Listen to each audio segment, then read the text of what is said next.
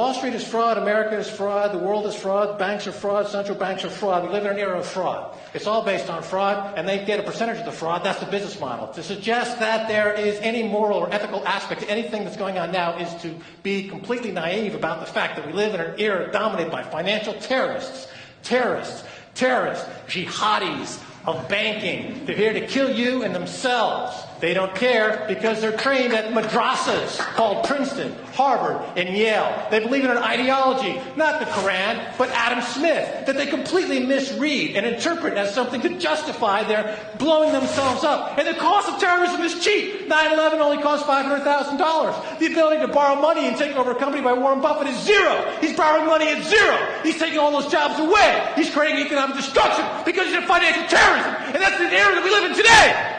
Are we going to stop it? There's only one way to stop it. Raise interest rates right now. Make the cost of terrorism too high. Do it today. If you don't, you're a fucking terrorist. Janet Yellen's a terrorist. Mario Draghi's a terrorist. The Central Bank of Japan is a terrorist. These are the real terrorists. Not the immigrants. Not the people dying in the water. Hey.